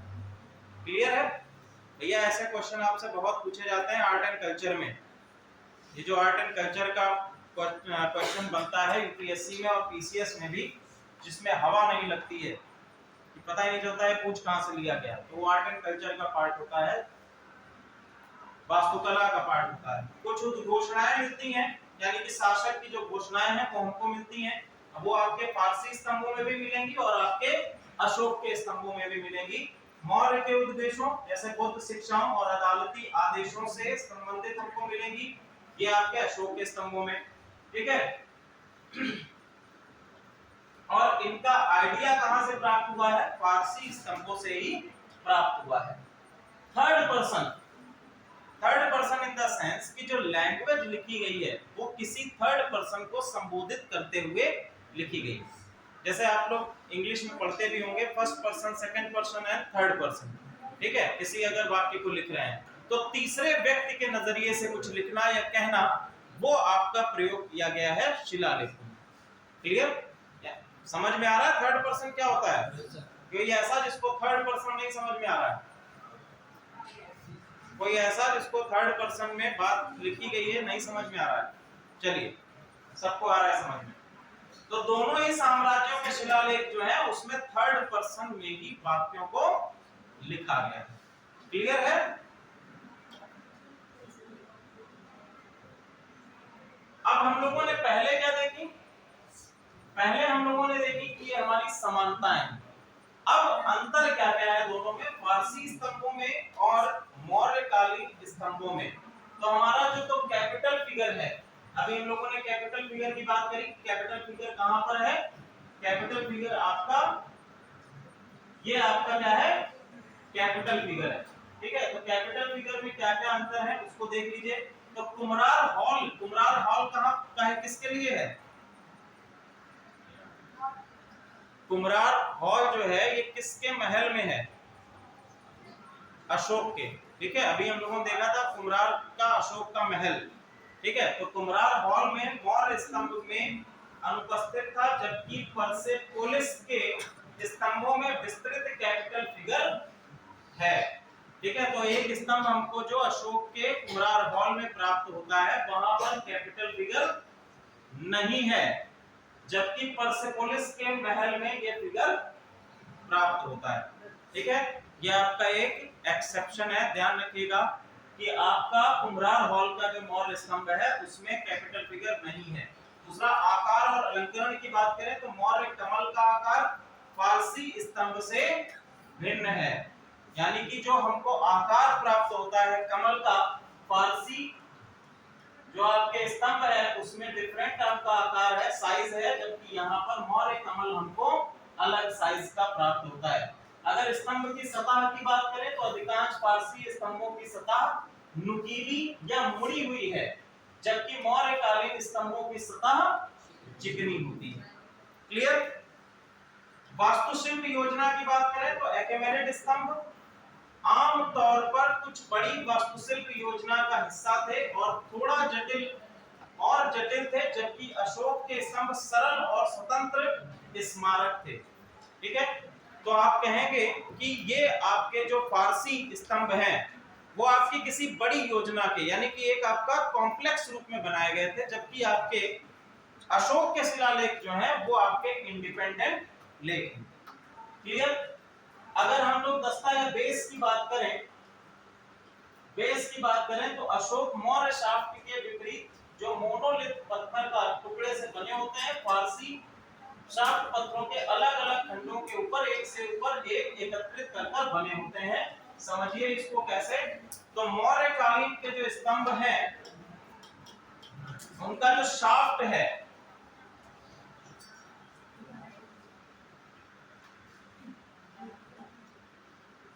ये जो आपका बेस या शाफ्ट हमको मिलेगा, ये मौर्य काल में कैसा है? मोनोलिथिक है। ये कैसा है? मोनोलिथिक है, यानी एकल पाषाण से बनाया गया है। एकल पाषाण यानी एक ही पत्थर को काटकर बनाया गया है। जबकि अगर हम फारसी स्तंभों की बात करें तो फारसी स्तंभों में इनका स्वरूप हमको कैसा मिलेगा? फारसी स्तंभों में इनका स्वरूप हमको मिलेगा कि उसको एक पत्थर, फिर दूसरा पत्थर, फिर तीसरा पत्थर, इस प्रकार के कई सारे पत्थरों के खंडों को एक के ऊपर एक रखकर बनाया गया है। तो दोनों का अंतर समझ में आया? तो आपका मौर्य कालीन स्तंभ का शाफ्ट है, सॉरी बेस है, वो कैसा है? मोनोलिथिक है, जबकि फारसी स्तंभों का बेस मोनोलिथिक नहीं है, अलग अलग पत्थरों को काटकर इसको बनाया गया है एक के ऊपर एक रखकर। क्लियर है? तो अंतर आप लोगों को समझ में आ गए? ठीक है, मेंस का क्वेश्चन लिखने के लिए स्थापत्य कला के विषय में अगर क्वेश्चन आ जाता है मौर्यकालीन, तो ये सभी आपकी चीजें, ये सभी आपका जो डेटा है, ये आप लोगों के लिए इंपॉर्टेंट रोल प्ले करेगा। क्लियर है?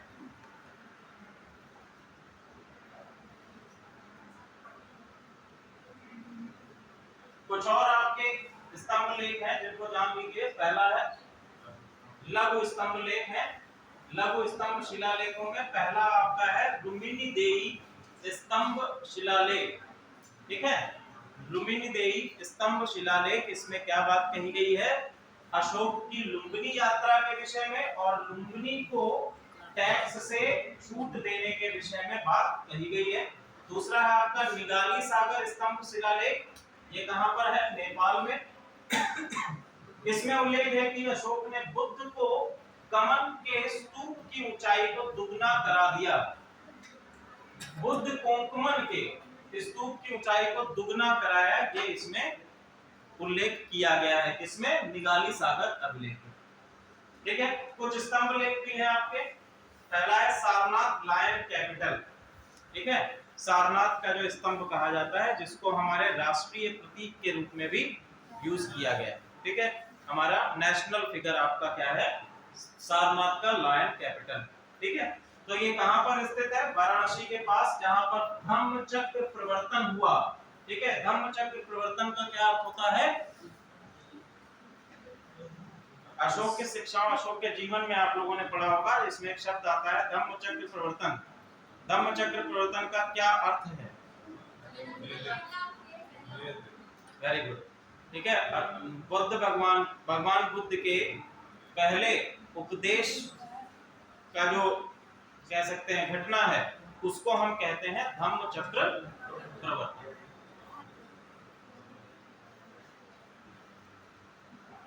शायद ये क्वेश्चन एसएससी 10+2 या किसी वनडे एग्जामिनेशन में आया भी है कि धम्म चक्र प्रवर्तन का क्या अर्थ है। किसमें पेट में आया होगा, ऐसा क्वेश्चन बनाते हैं वो। अगला है आपका वैशाली स्तंभ। बिहार में ये है, एक सिंह बिना शिलालेख के। ठीक है, ये आपका जो है वैशाली का जो स्तंभ है, इसमें कोई भी शिलालेख नहीं लिखा गया है। शिलालेख का मतलब ये केवल स्तंभ है, इसमें कोई भी लेख नहीं लिखा गया है। क्लियर। फिर है संकिसा स्तंभ, उत्तर प्रदेश में है। लौरिया नंदनगढ़, लौरिया अराराज, ये सभी क्या है, चंपारण बिहार में है। और आपका इलाहाबाद स्तंभ लेख, जिसको हम लोग प्रयाग स्तंभ लेख के नाम से भी जानते हैं, ये आपका उत्तर प्रदेश में है। अब आ जाते हैं हम लोग स्तूप पे। स्तूप, ठीक है,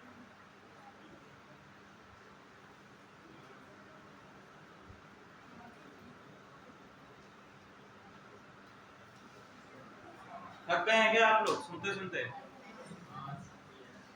आंखें बोझिल होने लगी हैं, क्यों नीरज कुमार जी?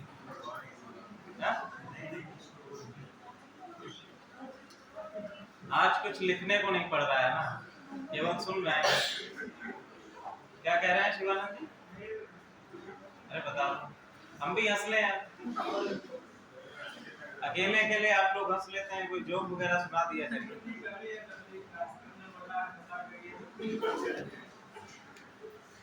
नहीं, अच्छा होता है हंसने के लिए। हंसने से क्या होता है, सुना है खून बढ़ता है।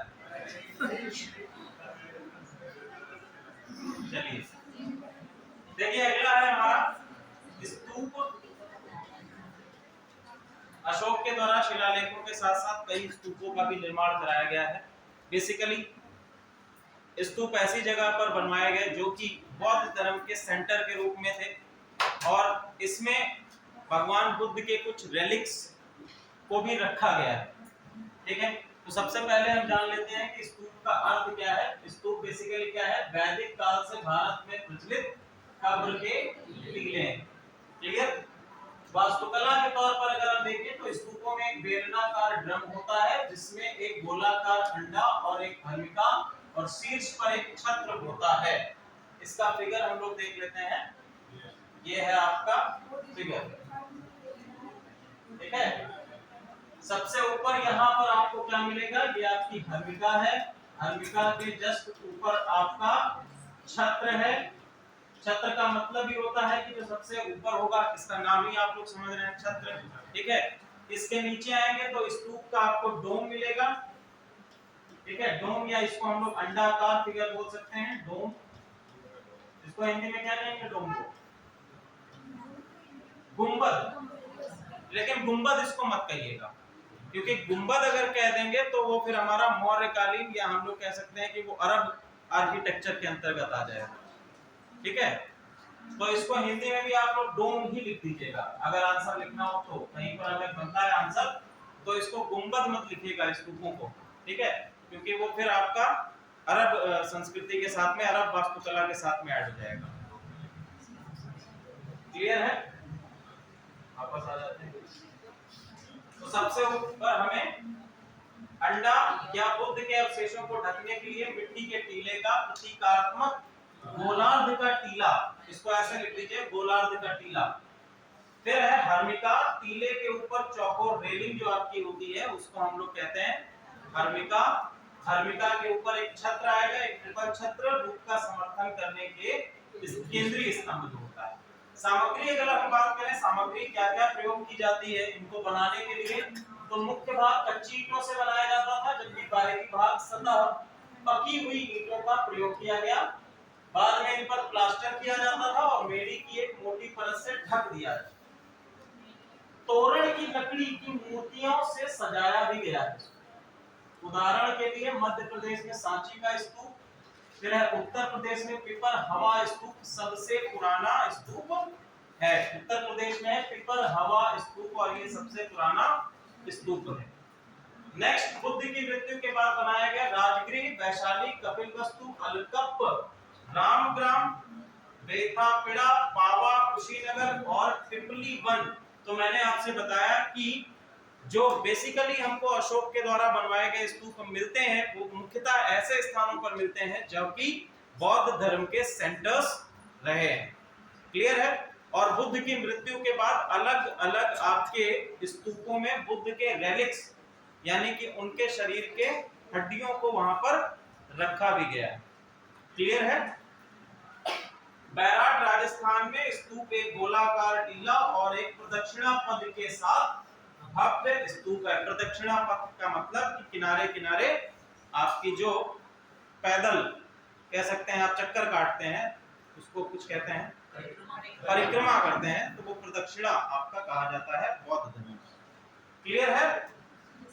चलो आगे हम लोग बढ़ते हैं। स्तूपा में बुद्ध का चित्रण भी हमको प्राप्त होता है, प्रतीक भी मिलते हैं। शुरुआती चरणों में बुद्ध के प्रतीकों के माध्यम से दर्शाया गया है जो बुद्ध के जीवन की विभिन्न घटनाओं जैसे कि पैरों के निशान, कमल सिंहासन, चक्र, स्तूप आदि का प्रतिनिधित्व करते हैं। ठीक है, तो उनका चित्रात्मक आपको उत्कीर्णन मिलेगा जिसमें बुद्ध के जीवन की घटनाओं को बताया गया है। इसके साथ साथ इसमें कुछ जातक कहानियां बेसिकली क्या कही जाती हैं कि ये बुद्ध के पूर्ववर्ती जीवन की कहानियां हैं, इनका चित्रण भी किया गया है। जिन जातक कथाओं का बार-बार चित्रण मिलता है वे है आपकी छदंत जातक। ठीक है, जो मुख्य रूप से हमको अलग-अलग स्तूपों में चित्रण मिलेगा। छदंत जातक, सिबी जातक, रुरु जातक, बेसंतरा जातक, विदुर जातक और शमा जातक, ये हमको बार-बार चित्रण मिलते हैं यानी कि इनका काफी बार उल्लेख किया गया है। बुद्ध के जीवन की प्रमुख घटनाएं जो कलाओं में वर्णित है, पहला जन्म है, दूसरा त्याग है, फिर ज्ञान प्राप्ति, प्रथम उपदेश, धम्मचक्र प्रवर्तन और महापरिनिर्वाण, ये आपके आते हैं। ठीक है, यहां तक क्लियर है आप लोगों को? Any doubt? चलो आगे बढ़ते हैं। ये आपका स्तूप है, ये कहां का स्तूप है बताओ? सांची का स्तूप। Very good. ठीक है,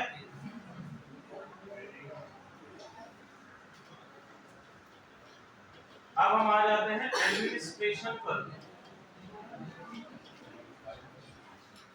एडमिनिस्ट्रेशन या मौर्य काल की प्रशासनिक व्यवस्था पर।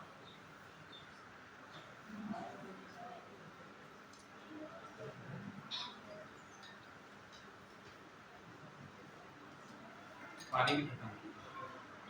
मौर्य काल की प्रशासनिक व्यवस्था पर आ जाते हैं। तो सबसे पहला कि मौर्य काल की प्रशासनिक व्यवस्था के अंतर्गत केंद्रीकृत शासन है। शासन क्या है? केंद्रीकृत शासन है, यानी कि इट मींस दैट कि all the powers are vested to the king. सारी पावर, सारी शक्तियां कहां पर हैं? राजा के पास हैं। लेकिन राजा अभी भी अपनी मंत्री परिषद यानी मंत्रिमंडल होगा यहाँ पर, मंत्रिमंडल कर लो। मंत्रिमंडल यानी मंत्रियों की सहायता से कार्य करता था। परिषद में कौन कौन है? पुरोहित है, महामंत्री, सेनापति और युवराज, ये चार आपके मंत्री परिषद का हिस्सा है। ठीक है, और जितने आपके महत्वपूर्ण पदाधिकारी हैं उनको किस नाम से जाना जाएगा? उनको तीर्थ के नाम से जाना जाता है। अगर क्वेश्चन बनता है कि ये तीर्थ क्या है, तो तीर्थ क्या है? ये आपके महत्वपूर्ण पदाधिकारी हैं। किस काल से संबंधित है तीर्थ? ये मौर्य काल से संबंधित है, बेसिकली अशोक के काल से संबंधित है। फिर है अमात्य। अमात्य क्या है? ये सिविल सेवक हैं। जिस प्रकार से वर्तमान समय में आईएएस होते हैं, पीसीएस होते हैं, उसी तरह से उस समय पर भी कुछ सिविल सेवक थे जिनको क्या नाम दिया जाता था? अमात्य। या इनको आप कह सकते हैं कार्यकारी अधिकारी भी कह सकते हैं, या कार्यकारी या एग्जीक्यूटिव बॉडी भी कह सकते हैं। ठीक है, जिन्हें दिन प्रतिदिन के प्रशासन को बनाए रखने के लिए नियुक्त किया जाता था। फिर आता है एक और अधिकारी राजुक अशोक द्वारा नियुक्त अधिकारियों का एक वर्ग है जो लोगों को पुरस्कृत करने और दंडित करने के लिए जिम्मेदार है। राजू क्या है? पुरस्कृत भी करता था और दंडित भी कर सकता था। धम्म के प्रसार की निगरानी के लिए धम्म महामात्रों की नियुक्ति की गई। तो धम्म महामात्र किससे संबंधित है? धम्म के प्रचार प्रसार से संबंधित है। मौर्य साम्राज्य की राजधानी पाटलिपुत्र है। इसका प्रशासन 6 समितियों द्वारा किया जाता था, जिनमें प्रत्येक में 5 सदस्य होते हैं। ठीक है, इनका जो एडमिनिस्ट्रेशन है, पाटलिपुत्र में समितियां कितनी हैं? 6। एक समिति में मेंबर्स कितने हैं? 5 मेंबर्स हैं। राज्य के 2 दर्जन विभागों को राजधानी शहर के खास सामाजिक और आर्थिक गतिविधियों को नियंत्रित करने के लिए रखा जाता था। ठीक है, कौटिल्य के अनुसार देखो, मौर्य प्रशासन में आपके विदेशी शत्रुओं और इस पर नजर कर रखने के लिए जासूसों को भी रखा जाता है। ठीक है, जासूस भी हैं यहाँ पर। कौटिल्य के अनुसार राज्य के 7 तत्व हैं। 7 तत्व कौन कौन से हैं? यहाँ पर देखिए 7 तत्व हैं। सम्राट हो गया पहला, दूसरा है अमात्य या मंत्री, तीसरा है दुर्ग या किला, चौथा है कोष। कोष कैसे बनेगा? कर के द्वारा बनेगा। टैक्स जब हम वसूल करेंगे तो आपका कोष बनेगा या राजकोष बनेगा। फिर है बल या सेना जिसको कहा गया, फिर है हमारा मित्र, फिर है राष्ट्र, भूमि या देश। ये आपके राज्य के 7 अंग बताए गए हैं। किसके अनुसार? कौटिल्य के अनुसार बताए गए हैं, और कौटिल्य ने इसका उल्लेख अपनी पुस्तक अर्थशास्त्र में भी किया है। क्लियर है यहां तक? चलो आगे बढ़े। मौर्यों का प्रांतीय और स्थानीय प्रशासन। ठीक है, प्रांतीय स्थानीय प्रशासन क्या है? तो साम्राज्य जो है पूरा 4 प्रांतों में विभाजित था। ठीक है, कितने प्रांतों में विभाजित है? 4 प्रांतों में विभाजित है। राजधानियां कौन कौन सी हैं? उज्जैन, दूसरा है आपका तक्षशिला, फिर है कलिंग और सुवर्णगिरी। ये 4 आपके प्रांत हैं, सॉरी अलग अलग प्रांत हैं जिनकी अलग अलग राजधानियां हैं। पहला आपका उज्जैन, तक्षशिला, कलिंग और सुवर्णगिरी। इसका मतलब है कि अशोक ने शासन को सिंप्लीफाई करने के लिए या एडमिनिस्ट्रेशन को और सुचारू रूप से चलाने के लिए अपने साम्राज्य का विभाजन भी किया है, या हम कह सकते हैं डिसइंटीग्रेशन भी किया है। कुछ तत्व आपको विकेंद्रीकरण के भी दिखाई देते हैं। ठीक है, चलिए, इनमें से प्रत्येक प्रांत को मौर्य वंश के वंशज राजकुमार के अधीन रखा गया था। ठीक है, कौन ये किसके अंतर्गत आएंगे? जो आपके राजकुमार हैं, उत्तराधिकारी के तौर पर जिनको माना जाता है, वो इनके अलग अलग करने के लिए, इनके एडमिनिस्ट्रेशन के लिए इनको रखा गया है। इन प्रांतों को फिर से छोटी इकाइयों में विभाजित किया गया और प्रशासित किया गया। जिलों का रखरखाव राजकों द्वारा किया जाता था। राजू कहां पर है? जो जिलों में है,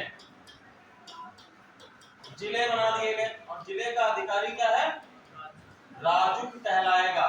ठीक है, ग्रामीणी कहां पर है? ग्राम प्रशासन के लिए, इसका नाम से ही संबंधित है। ग्रामीणी इन द सेंस कि ये ग्राम प्रशासन के लिए जिम्मेदार होगा। गोपा का 10 से 15 गांवों पर नियंत्रित होता है। एक और आपको अधिकारी मिलता है गोप, और गोप क्या है? 10 से 15 गांवों का जो नियंत्रण रखेगा उसको गोप कहा जाएगा। नागरिक नगर अधीक्षक थी, नागरिका। ठीक है, नागरिका को क्या कहा गया? नगर अधीक्षक के रूप में। नगर अधीक्षक के रूप में, नगर अधीक्षक इन द सेंस कि ये आपका कौन है? सुपरिंटेंडेंट है। जिस प्रकार से एक इंस्पेक्टर होता है उस प्रकार से ये नगर अधीक्षक है, और इन्हें कानून व्यवस्था बनाए रखने के लिए रखा गया है। किसको? नागरिका को। कानून व्यवस्था कौन बनाता है? पुलिस बनाती है, इंस्पेक्टर बनाती है, तो वैसे ही आपका कौन है? नागरिका है। क्लियर है यहां तक? चलो, सब क्लियर होता चला जाएगा। मौर्य प्रशासन की सेना पर हम लोग आ जाते हैं। आज पूरा मौर्य वंश खत्म, ऐसी स्पीड से ही चलना है। मौर्य प्रशासन की सेना पर आ जाते हैं। तो मौर्य प्रशासन सेना, जैसे हमने बताया कि अशोक इतना, उसको चंड कहा जाता है, सॉरी चंडाशोक कहा जाता है। इट मींस दैट कि उसके पास एक विशाल सेना भी रही होगी। ठीक है, तो सेना की अगर हम बात करें तो चंद्रगुप्त मौर्य ने लगभग 9000 हाथी, 30,000 घुड़सवार और 6 लाख पैदल सैनिकों को बना रखा था। यह भी उल्लेख है कि मौर्य प्रशासन के दौरान लगभग 800 रथ थे। ठीक है, मौर्यों की सेना नंदों की ताकत से 3 गुना अधिक थी। मैगस्थनीज के अनुसार 30 अधिकारियों वाला एक बोर्ड जो 6 समितियों में विभाजित था, सशस्त्र बल के प्रशासन के लिए जिम्मेदार था। ठीक है, टोटल 30 अधिकारी, और ये अधिकारी कितने समितियों में विभाजित थे? 6 समितियों में विभाजित थे। 6 समितियां कौन कौन सी हैं? पहली है आपकी सेना, दूसरी है समुद्री सेना, तीसरा है रथ, चौथा है घुड़सवार सेना, हाथी सेना और परिवहन सेना। ये आपके 6 अलग अलग समितियां हैं जिसमें 30 अधिकारी विभाजित हैं। आर्थिक नियम को भी देख लीजिए। अध्यक्षकों या अधीक्षकों को नियुक्त किया गया था टैक्स कलेक्शन के लिए। कृषि, व्यापार, वाणिज्य, शिल्प, बांट, माप आदि अध्यक्षकों की देखरेख में थे। ठीक है, इनका काम क्या था? कृषि की देखरेख, व्यापार, वाणिज्य, शिल्प, बांट, माप। कृषि कार्यों में दासों को लगाया जाता है। ऐसा भी कहा जाता है कि लगभग 1,50,000 युद्ध बंदियों को कलिंग से लाया गया और वे कृषि में लगे हुए थे। ठीक है, ये जो 1.5 लाख लोग लाए गए इनको दास के रूप में कृषि कार्यों में लगाया गया। ठीक है, शूद्रों ने तीनों उच्च वर्णों के दास के रूप में ही सेवा की, यानी इस समय भी शूद्रों की जो स्थिति है वो निम्नतर स्तर पर है। अभी भी क्या है? दास के रूप में है। नई भूमि को खेती के अधीन लाया गया, इसमें शूद्र और किसान सम्मिलित थे। राजा द्वारा सिंचाई और विनियमित जल आपूर्ति की सुविधा प्रदान की गई थी। आप लोगों ने बचपन में पढ़ा भी होगा, जब आप बचपन में अशोक के हमारे काल को पढ़ते होंगे तो एक क्वेश्चन बनता था, इसमें लिखना पड़ता था अशोक के द्वारा किए गए भलाई के कार्यों को बताइए। तो उसमें आप लिखते थे अशोक ने कुएं बनवाए, अशोक ने लोगों के लिए आराम गृह बनवाए, पेड़ों को लगवाया सड़कों के किनारे तो वहां पर लोग आराम कर सकते थे पेड़ों की छाया में, नहरों का निर्माण कराया, कुओं का निर्माण कराया, जल व्यवस्था की आपूर्ति कराई, सिंचाई व्यवस्था कराई। तो ये बचपन का ही तो पढ़ा हुआ है, बस उसको लिखने का, लेखन की शैली बदल देनी है। ठीक है, क्वेश्चन की शैली जिस प्रकार से बदल जाती है यूपीएससी में, क्वेश्चन तो वही आएगा, 6ठी क्लास में पढ़ा होगा, मौर्य वंश आपने 6ठी क्लास में पढ़ा होगा। लेकिन क्या है, यहां तक आते आते धीरे धीरे थोड़ा सा वाइड हो जाता है, नहीं पढ़ा, थोड़ा सा वाइड हो जाता है और वाइड हो जाने के साथ साथ क्वेश्चन पूछने की शैली बदल जाती है। जिस प्रकार से 6ठी क्लास में हम सारी चीजों को ना समझते हुए रट लेते थे, अब क्या है, अब हमारे पास इतना माइंड है, विविड हो चुका है और साथ ही साथ हमारा माइंड भी क्या है, बहुत ज्यादा चीजों को कैप्चर करता है, गंभीर चीजों पर विचार कर सकता है, एनालाइज कर सकता है उसको। तो ये सभी इंपॉर्टेंट फैक्टर्स बनते हैं जो क्वेश्चन की स्वरूप को बदल देते हैं। लेकिन हम अपने लेखन के स्वरूप को नहीं बदल पाते। लेखनी अभी भी हमारी वही चल रही है, first year, second year, third year, 3 साल बीए कर लिया, लेकिन लेखनी एक ही प्रकार की है। करते क्या है, वो अवतार आती है और क्या आता है, मास्टरमाइंड आती है। अरे नहीं, बीए के लिए जो आती है, इजी नोट्स आती है। ठीक है, और दूसरी चीज, ये जो बीए का जो क्वेश्चन पेपर सेट करने वाले लोग हैं, ये इतने बदतमीज लोग हैं, मैं आपको बताऊं। एक क्वेश्चन 2015 में जो क्वेश्चन आया है वो 2016 में नहीं आएगा, 17 में आएगा। जो 17 में आया है वो 18 में नहीं आएगा, 19 में आएगा। और जो बीच में जो है, क्या कहते हैं, 16 में जो आया है वो 18 में आ जाएगा। और एज इट इज क्वेश्चन का स्वरूप चेंज किए बिना ऐसा लगता है कि वही पेपर उठा के दे दिया और बच्चे वही पढ़ लेते हैं, उसके इतर वो कुछ पढ़ना ही नहीं चाहते हैं, क्योंकि एग्जामिनेशन तो पास ही हो जाएगा और आराम से उसको पास करके फर्स्ट डिवीजन ले आते हैं। इस तरह से बीए कंप्लीट होता है।